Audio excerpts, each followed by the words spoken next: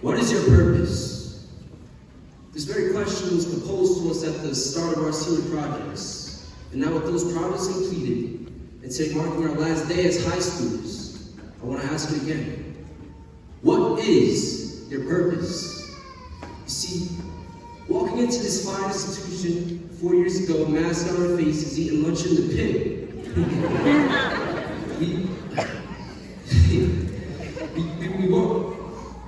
we were searching for that answer. We all were. You know, some of us tried out for teams, some joined clubs, and some of y'all found your squads. And I'm not talking about Fortnite.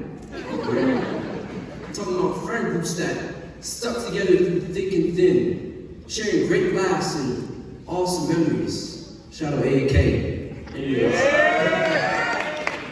Well, maybe you didn't do much at all, which honestly might have been the worst choice you could have made. But at the end of the day, whatever you did or didn't do is what helped shape you into who you are today. Your decisions, your responses to the trials and tribulations of high school molded you to the person that is sitting here right now. And for that, I applaud you.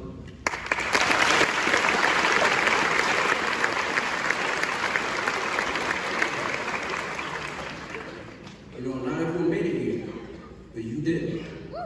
And I want you to know that this is just the start. We often think that graduation means we finished, but really it just means that we're beginning. And as we step into this new chapter, I want to offer you 3 things that I believe can help you grow closer towards your purpose.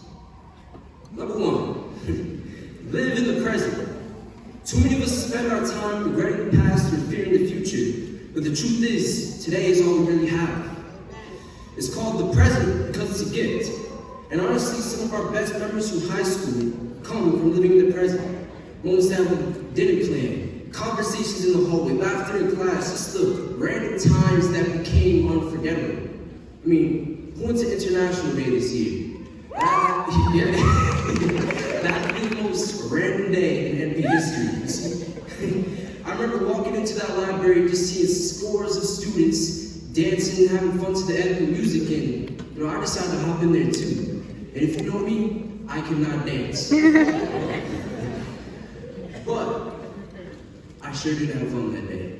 And I wouldn't have been able to if I wasn't living in the present. And this was so true of our senior activities right from the start of the year. From Spirit Night, homecoming, all the way to winter ball, we found ourselves as young seniors living in the present, not really concerning ourselves or thinking ahead to this evening. There's a verse in the Bible that says, "Therefore do not worry about tomorrow, for tomorrow will worry about itself. Each day has enough trouble of its own." So, practice living in the present, because if you want to fulfill your purpose, you have to show up fully, and that starts right here and right now. My second point is, be patient. Purpose doesn't reveal itself all at once. You see, we live in a world that pushes instant gratification, instant results, but real growth takes time. Maybe you didn't get the outcome you hoped for. Maybe the future still feels unclear. That's okay, because patience isn't about standing still. It's about trusting that something good is growing beneath the surface. And this is very true to me. You see, I played football all 4 years of my high school career, but it wasn't until my senior year that I was actually able to get any real varsity playing time. For 3 years, I put in countless hours in the weight room, gave my all in practice, and learned the game from upperclassmen who had the spot that I wanted. And along the way, I also got a lot of encouragement and guidance from Coach Torto. You're right there. Thank you, Coach. Woo!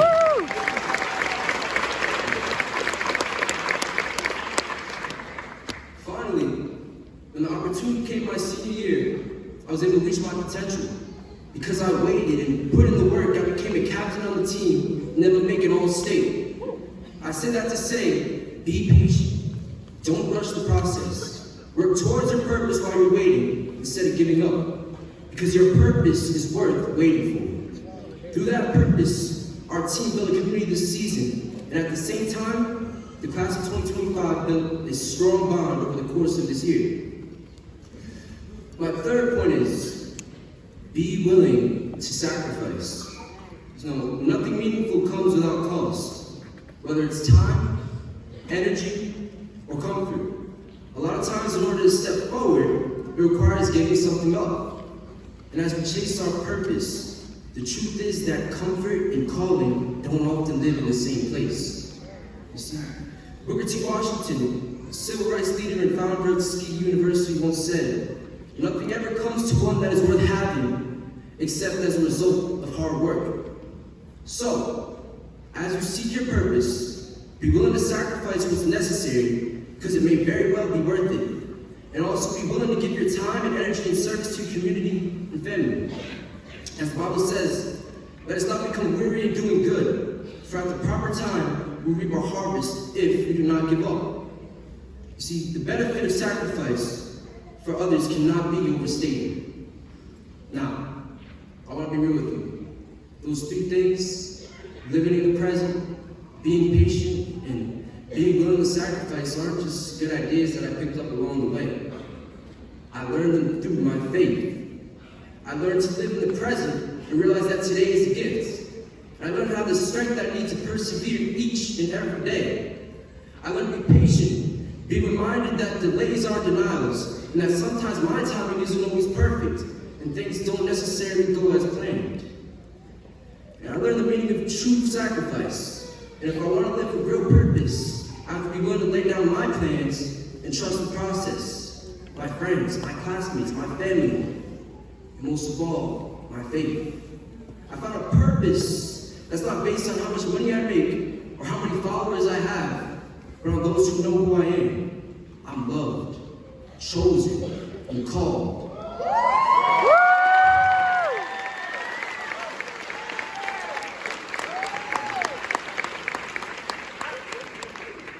We as a class, especially my fellow officers, learned how much work and sacrifice it took to organize the amazing activities that we look forward to all year long.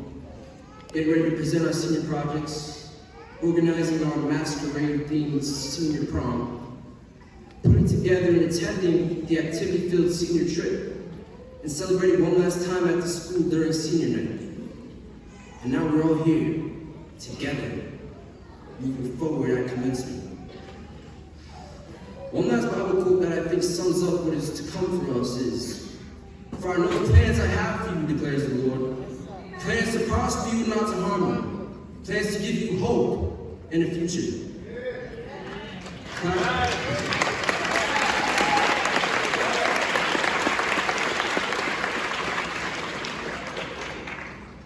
Class of 2025, I have hope for all of your futures.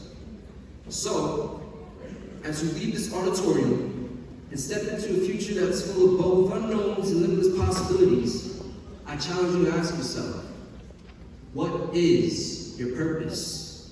Whatever path you take, whether it be college, work, the military trade school, a gap year Rizzy man, or something else entirely, remember this: be fully present, be patient with the process, be willing to sacrifice for something or someone greater. Congratulations, class of 2025. Your journey has just begun.